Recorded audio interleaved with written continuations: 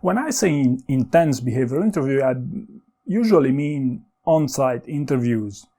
Like with a few exceptions, for example, manager-level roles where also a phone screen can be a pretty intense experience in terms of behavioral interviewing. Most of the time, this part of non-technical questions is more intense during the on-site interview. And the main reason for doing this video is because of primarily the first step that many people underestimate when it comes to preparing these things, and that is to prepare the stories, your main highlights from your career, your successes, your failures, your strengths, things that you consider that are the most relevant projects from your career. What you want to have here is a list of depending on the role here, is between 10 for junior roles to 25 for people with lots of experience. High quality stories. They don't have to be in a star format or in any format for that matter, but you must remember as much detail as possible from the stories, and don't be surprised if this exercise takes you a couple of days to complete.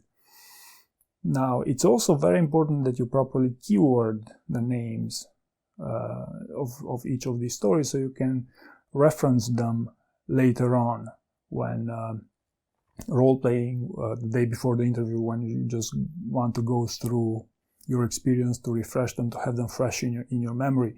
So this is a very important step that many people underestimate. They say, hey, but why do I need to go through all of this? I could essentially remember all these things while answering questions, when in fact that's not at all the case, because while you're answering questions, you have different sets of priorities.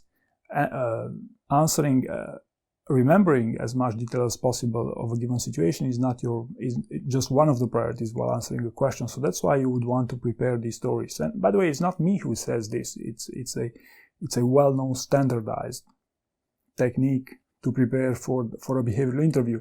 And I've also noticed that it makes a huge difference if you first prepare your stories and only then try to speak your stories out loud.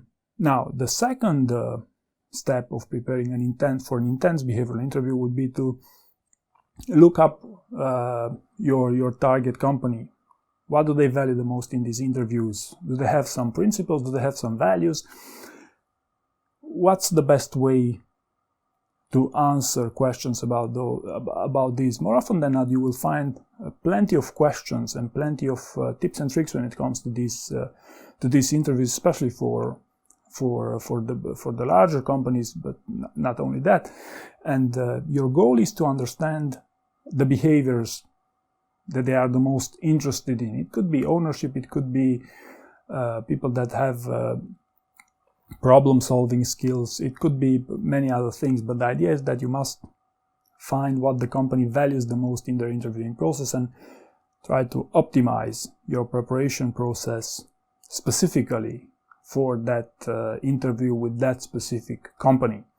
Once you have a strong idea, a good idea over their core values and about these things, you should also look up for lists of questions, examples of questions, behavioral questions when it comes to this specific company.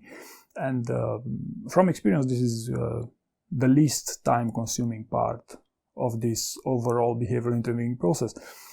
Simply because you know that there are many candidates applying for these companies, and they usually share anonymously the types of questions that they get asked. And if you cannot find such questions, such examples of questions, then you could simply look up I also have a list with all possible behavioral questions, and there are a couple of 150 if I remember correctly, but there's a lot of duplication there, so there are 100 that you would want to prepare for here. And this wouldn't be the ideal way to go about these things, but if you follow the steps and you prepare consistently your stories, and then you go with the company's core values and principles, and only then get into the questions, you should be also fine employing this method with all possible ones. Now, once you start answering those questions, you will have a pretty good idea over how good you go, how good can you advance, how quickly can you advance with these things. Some people advance faster than others. Some people find it easier to assess the quality of their answers than others.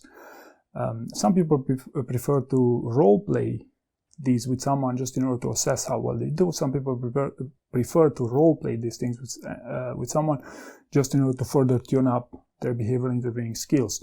But needless to say, you have to go through this practice, and most people do, but the essential part is you only go through this practice once you completed the previous 2 steps, that of preparing your stories and doing your homework when it comes to the company that you're applying for and their hiring process and the type of questions they ask. So these would be the main elements of the preparation, of the prep process for an intense behavioral interviewing experience. And hopefully it is clear now that you should never skip the first step, and understand that it will save you a lot of time if you invest into this process in the right way. And maybe one closing note here would be that I do not often hear from people that they got stuck in a behavioral interview. What really happens here is that you get some questions for which you did not come up with the best possible answer, right? So the main challenge here is not having an answer, but the main challenge here is how good your answer becomes. So there you go. I hope I made your life easier, and I help you to further improve the quality of your answers, the quality of your preparation for an intense behavioral interview. And thank you very much for watching.